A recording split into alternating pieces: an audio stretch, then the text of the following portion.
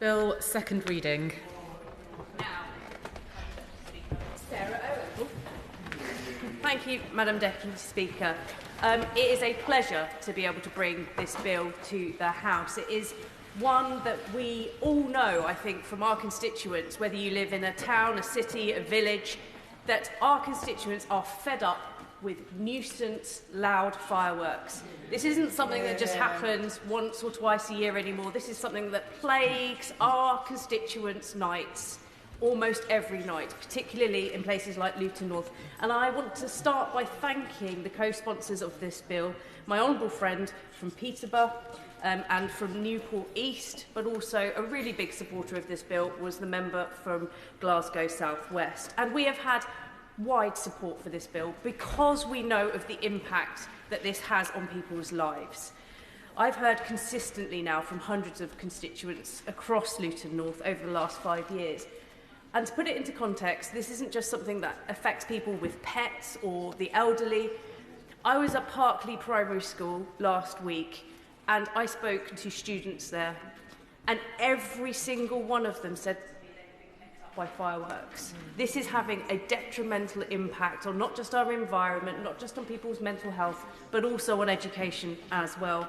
And groups across Luton North and the country reported that this year was possibly the worst for fireworks, in terms of the loudness, in terms of the frequency, and also in terms of the antisocial use of them, using them as almost a weapon in some communities. So what's the problem?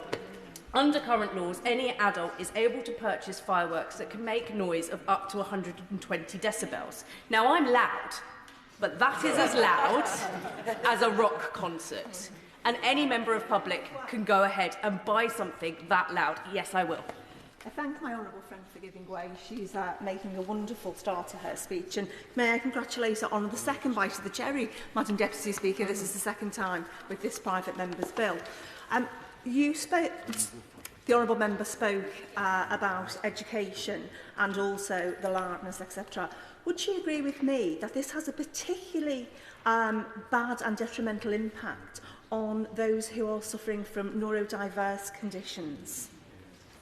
I thank my honourable friend for that intervention, and absolutely, I have parents with children with special educational needs, and particularly for non-verbal autistic children and young people, this is particularly distressing in the middle of the night, and being able to calm loved ones down is really difficult.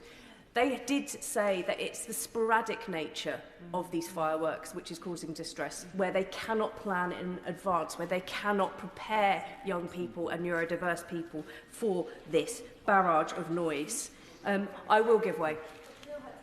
I'm very grateful to the honourable member for giving way, and can I congratulate her again for bringing forward this important piece of legislation. As she's talking about, the uncontrolled use of fireworks is very distressing and causes distress and injury to people. But as a veterinary surgeon, I've seen firsthand the impacts on this on animals, both large and small, in terms of cowering pets, pets that go missing, but then also farm animal livestock or horses that bolt and cause themselves horrific injuries. So I congratulate her, and does she agree more needs to be done to get more regulation and control so people can actually protect themselves and animals? Wholeheartedly agree with the honourable member, and he brings his extreme experience as a vet with animals to this bill, and he did indeed support the previous iterations of this bill for exactly the same reasons as he's outlined. We have heard reports from the Kennel Club that 81% increases in dogs going missing during fireworks use, and it changes their behaviour. The guide dogs also that I've spoken to. Now, some of the fireworks lobby have said, well, you need to train your pets better, you need to train your dogs better. You can't get better trained than a guide dog. And yet I spoke to guide dog users and they told me that it impacts them so much that they cannot go outside during when fireworks are going off. And I will, in just a short moment, as has been alluded to, this is a second bite of the cherry. We know enforcement is so difficult. Where police numbers have been cut to the bone, we know that they are limited in their powers. This is why this bill focuses on licensings and sales alone. Honourable friend, give way. I will give way. Thank you, my honourable friend, for giving way, and again, like everyone else, congratulate her on putting this bill forward. Could I ask my honourable friend, would she be surprised to know that this is one of the biggest issues that comes into my casework box, whether it's in surgeries or emails, with over 750 people contacting me since the election? Can I just ask her if she knows, alongside the animals and the children and people with neurodiverse visions, I've also been contacted by a number of veterans and others who, again, are traumatised or woken up, or it causes more problems. So on all of these grounds, does she agree her bill is absolutely necessary at this stage? I thank my honourable friend, and he's absolutely right. This really impacts veterans and people with PTSD and mental health issues, which is why I am proud that this bill has been supported by Combat Stress, Help for Heroes, and from an animals perspective, from the RSPCA, Dogs Trust, Red Wings and the Kennel Club.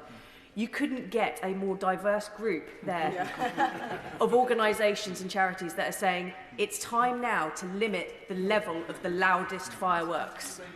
I will give way. I thank my honourable friend for giving way, and it's absolutely clear that eventually there will be action in this area, and when that happens, she will take great credit for that when it does happen. In recent weeks, I've spoken to a police officer who was injured in my constituency last year. Along with the member from Luton North, I was introduced to a man whose mother was killed when a firework was put through a letterbox. And more recently, a senior police officer in my constituency asked that the government takes action to control the import and sale of these fireworks. Does the honourable member agree with me that it's very clear that action is needed, and the government should ask itself whether or not it wants to be proactive or end up reacting to events? My honourable friend for that, and he highlights perfectly the seriousness of this. When explosives such as F3 fireworks get into the wrong hands and are used for criminal ends, it has horrendous and life-changing and sometimes life-altering and taking consequences. And that is why I want to see that perverse loophole that allows unlicensed sellers to sell fireworks to members of the public at certain periods of the year, around Diwali, around New Year's. I'm just going to make a little bit of progress on this one, around the times when actually we want fireworks the most. Unlicensed pop-up shops appear, and these are explosives that should be handled by licensed sellers and should be only sold to members of the public at the lowest and safest levels. I will give way. Thank you, and I thank the honourable lady for bringing this forward again. Would you agree with my constituent Hayley from Adel, who has been calling on this movement since before the election, to say that actually the balance has now got completely out of kilter? We hear all of these devastating impacts, whether it's from wildlife, and I know the tragic case of Roxy at the Edinburgh Zoo that we all have heard about many times, and the social impacts, and we talk about the neurodiversity. And there is the ability to manage this now, whether it's with restrictions or bringing down the decibel level, to have that balance of joy in much more effective towards our communities. I wholeheartedly agree, and I thank the honourable member for her intervention. There are also alternatives to very loud fireworks, which are incredibly cool, and the general public really like them. A YouGov survey recently said that drones would be more popular than fireworks in the UK, and we've seen some fantastic drone displays. There are also low-noise fireworks, but the general public at the moment still don't know quite what they're buying. I hazard a guess many people, until they became as nerdy as me about fireworks, wouldn't know the difference between an F2 and an F3 firework. This is something that we need to enable and encourage and educate responsible members of the public to what they are buying and the alternatives out there. And I would say to the fireworks lobby as well that there's a challenge here. They need to diversify. There's a hunger from the public and from consumers for quieter fireworks and for increased technology around drones as well. I think that we need to now see change here because the public are behind us. Order. Second reading what day? April the 25th, Madam Deputy Speaker. April the 25th. Special rules for end of